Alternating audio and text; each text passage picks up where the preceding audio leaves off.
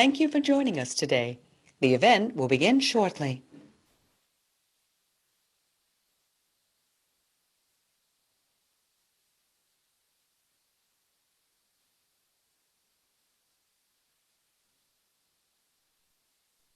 So good afternoon. My name is Eric Estes. I'm the Vice President for Campus Life, and it's really exciting to be here with you all. This project is so exciting because it's so core to our values and priorities. The physical, mental, and emotional health and wellness of students, and the ability for students to find a sense of belonging in residential community. The project is also so important because it will help us continue to further Brown's leadership in the area of student well-being. It's great. Our peers have already started looking to us. EMS is a national model. Counseling centers are adopting many of the ways in which we're thinking and doing differently. Health Services provides outstanding healthcare, but also really important developmental mentoring and advising for students who are navigating their own health and wellness, many for the first time on their own. And health promotion provides literally thousands of opportunities for student engagement every year. And this project is just going to take it to another level. It's not just co-locating these resources that's so important, but it's integrating them that's going to continue to set Brown apart in doing this work. So it's really about how do we get these resources continuing to integrate, collaborate closely together to support the whole student. And we know students who are more successful in terms of their well-being, their sense of belonging, are more successful academically. And so there's a key piece of this that supports the core academic mission of the institution. It also provides a really exciting opportunity for the first new residential housing since 1991. And it's really the integration of the residential piece of this in terms of community that's also particularly exciting. All the studies show that a sense of belonging on the part of students is key to well-being, the ability to build that in residential community through a common collective experience, the types of student engagement, peer engagement, applied learning, opportunities, the sort of collaboratory that can get created as students work with each other, work with faculty and staff. The possibilities are really exciting, and then how to think of this as a model for the overall residential experience. So in just closing in my comments, I just want to say a few thank yous to the provost and especially the president, who you'll hear from next, who have been leaders in the Brown community, but also beyond in terms of the importance of student well-being. I'd like to thank William Rahn team, the team from William Rahn, the team from Shawmut, the really great Brown facilities management team, and finally, the Campus Life Health and Wellness team, Will, Tanya, Adam, Amy, and especially Dr. Vanessa Brito, who you'll hear about. They really are a dream team that are gonna make this building and this project come alive. So thank you again. I couldn't be more excited and more grateful. And with that, it's my pleasure to hand things over now to President Christina Paxson. Thank you, Eric, and good afternoon, everybody. I am delighted to be here virtually as we mark this milestone in the rise of Brown's new Health and Wellness Center and Residence Hall. So let me start by welcoming people who are here today, students, faculty, staff, alumni, friends, including some people without whom this building would not have happened. Your dedication and your support is amazing. So thank you very much. We're really here at a topping off ceremony to celebrate the work of the people who made the building go up and are going to continue to do that until it's done. And building construction is demanding, exacting work that all too often goes underappreciated. Transforming the vision on a blueprint into a functional and beautiful physical structure is not a simple thing to do, not an easy task. And so I want to start by thanking the people who have made this happen. So start with Facilities and Capital Projects Committee, the Facilities Management staff, the Division of Campus Life staff, for their contributions to making this happen. I could thank many, many people, but I'll keep it short. I especially want to thank Michael Guglielmo, Eric Estes, and Vanessa Brito for their leadership on this project, and all of their teams as well. So on behalf of Brown, I want to thank the Shawmut design and construction teams, and especially the skilled craftsmen and women who are making this building come to life, working, through the winter into the summer. It's amazing work. And special thanks go to our friends Michael Sabatoni and Andrew Cortez from the Rhode Island Building and Construction Trades Council and the Building Futures Program, respectively. You have both been incredibly important to what we do here at Brown and for helping us get to this milestone. So for all of you, know that your hard work on this project is deeply, deeply appreciated by our community. So I'll just echo a few of the things that Eric said. Brown University endeavors to be a national leader in providing holistic, wellness-centered services and programs for students that supplement traditional medical and psychological services. This is a goal that is in alignment with Brown's strategic plan. And as a result, we will be introducing a new building to campus that offers a very unique residential and academic experience, and I think will be a national model for learning and engagement. The Health and Wellness Residence Hall will bring together physical health services, mental and emotional health services, and wellness education and programming. These functions are currently spread out across the Brown campus. And I think that one of the great things about this project is the co-location of the Wellness Center with the Residence Hall. And the hope is that this creates an environment for students who are deeply committed to developing and sustaining healthy lifestyles, who wish to study holistic global approaches to wellness, and who want to live with like-minded students, and also to be a place where students from around the campus who want to learn about health and wellness, want to interact with other students around these themes, can come and gather. So a real gathering spot. I look forward to the opening in early 2021, when the Health and Wellness Residence Hall will become a place where the Brown community comes together. And I very much hope that that is coming together physically, not virtually. So thank you. And with that, I will turn it over to Mike Sabatoni, the president of the Rhode Island Building and Construction Trades Council. Thank you very much. Well, Madam President, thank you very much for those kind words on behalf of the 10,000 tradesmen and women of the Rhode Island Building and Construction Trades Council.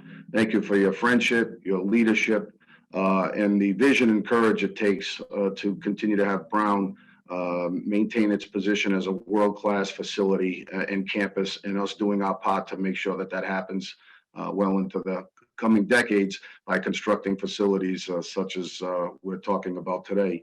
I'd also like to thank Vice President Estes and Brito for your leadership and commitment to this project as well. I know you're going to be hearing from my friend and colleague right after me, Andrew Cortez, on the dramatic impact that Brown University has had on the lives of men and women through our Building Futures program by providing them a career path into the construction industry, a lot of which those careers have started on Brown University projects.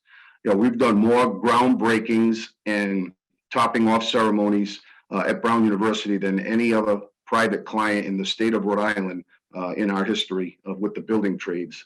And we couldn't be prouder of the work that we've done on the campus, as well as the partnership we've had with Brown in building these magnificent structures. I really would like to also give a shout out as well to your facility management team that you have in place. Professional working with them is a pleasure. With the leadership of Mike Guglielmo, my good friend, now that he left us for a little bit, but now we're glad he's back, and Paul Dito, Anthony Casello, and my very, very good friend, Jay Sisson, who I remember when I was a young man in my 20s working on a Brown summer project. It was the Rinston Quad. Mr. Sisson chasing me around the project one summer. So I want to give a shout out to those guys who bring it every day, and the fantastic job that they do on behalf of Brown University and maintaining the campus and continuing to push the envelope forward via construction. You know, in times of uncertainty like we find ourselves in now, even back when I first took over as president of the building trades in 2008, it has always been Brown University that had the vision and the courage and the steady hand to continue to invest in their campus, to continue to invest in their facilities, to continue to invest and develop projects even in difficult times. And it was Brown during those difficult times that pretty much kept thousands of tradesmen and women busy through some very difficult periods during the recession. And it's evident of today, of what you see today and future plans as well, that it will be Brown University that will continue to be that steady hand and show the leadership and the vision and the courage for the state and the surroundings by providing work opportunities for young men and women that want to enter the building trades, and also men and women that feed their families by building and construction. So I couldn't be more pleased with the relationship and the partnership we've got with Brown. You've been an excellent community partner, community leader. We're so fortunate to have Brown University as one of our clients, our most important private client for the building trades. And on behalf, again, of the officers and members of the 16 affiliates of the Rhode Island Building and Construction Trades Council and its members, I just want to say thank you, and just thank you for always being there, and thank you for the leadership and the vision that you've had, and you'll continue to provide for the members that we represent. So I would like to introduce now my friend and colleague, Andrew Cortez, who runs our Building Futures program.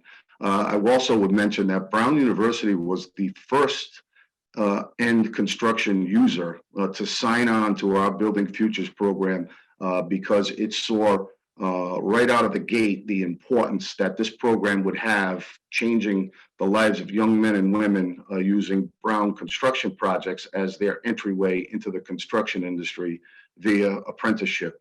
And you know, I couldn't be prouder of the job Andrew's done in doing this program. And with that, I want to introduce the Executive Director of Building Futures to give you some statistics on the pretty massive and dramatic impact Brown University has had on the lives of, I would say, well over 100, if not hundreds of young tradesmen and women coming into the industry. So thank you again for having me today. I look forward to building more stuff.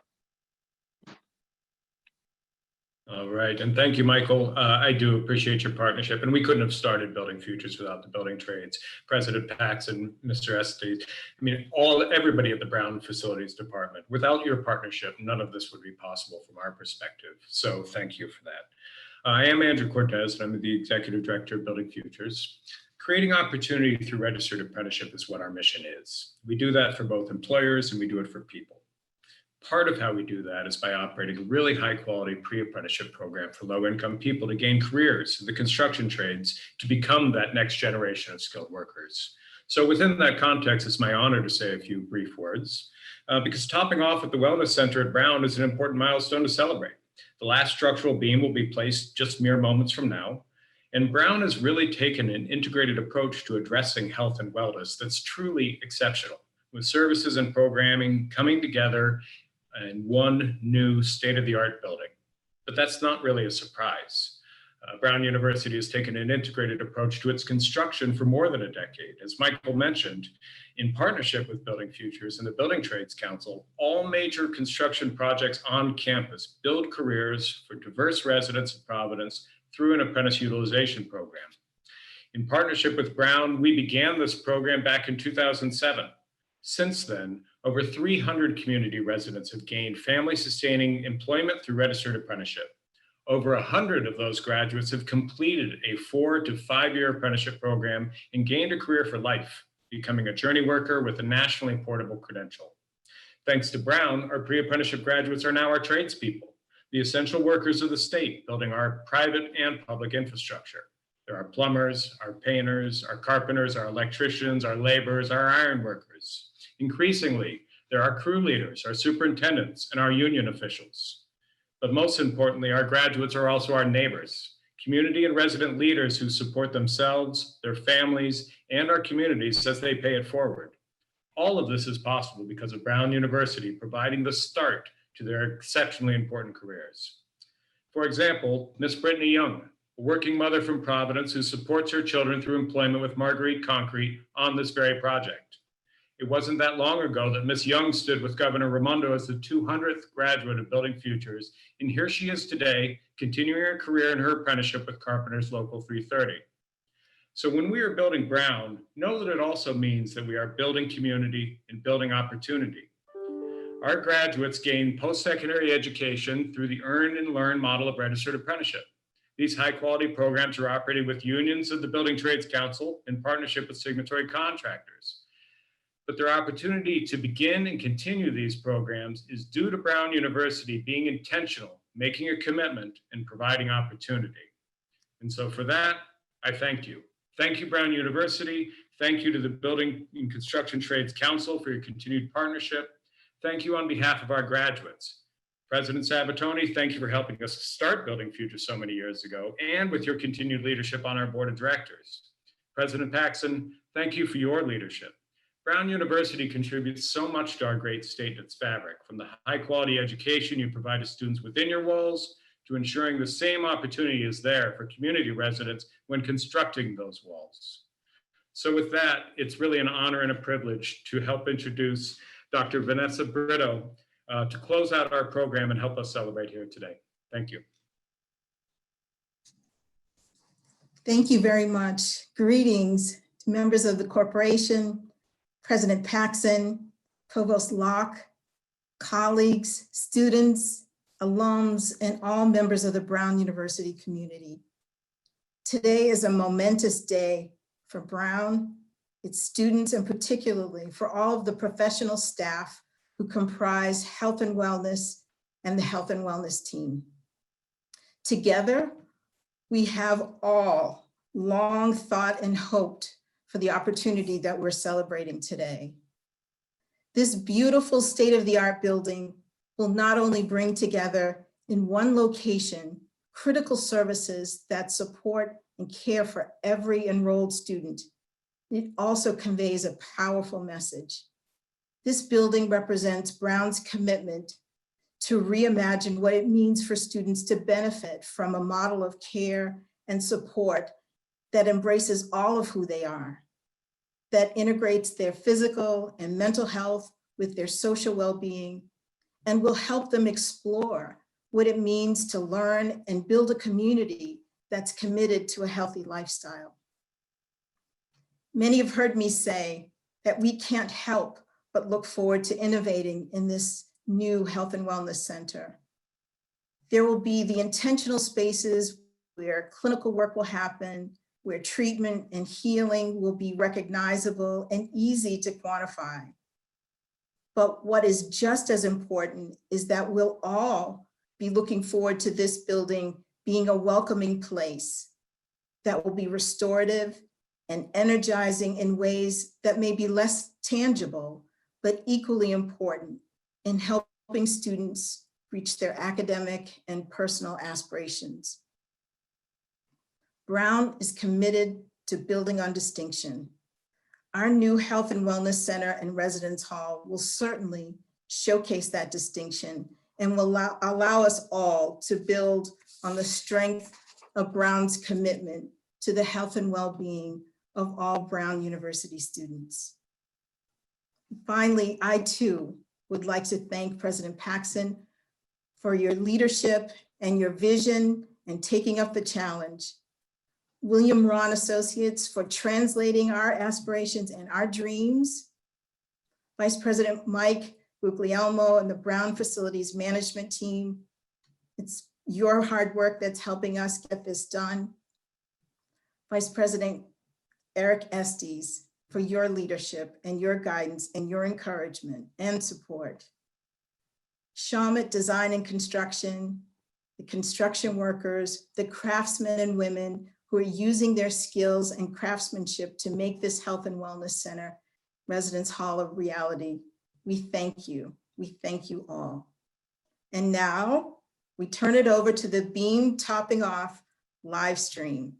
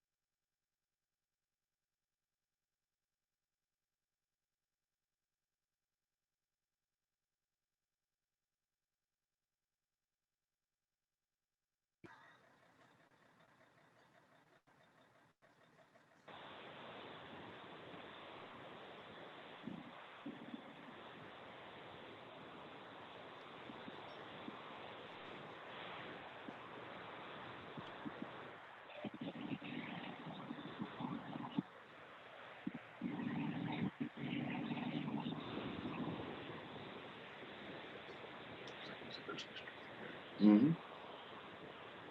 Looks good, huh? The banners up. Looks great.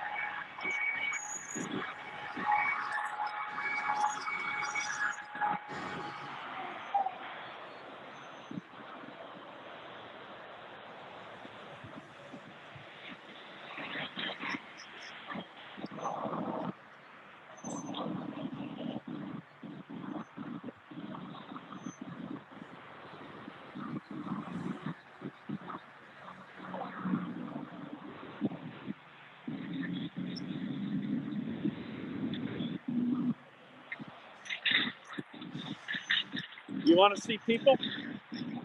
Really? Okay.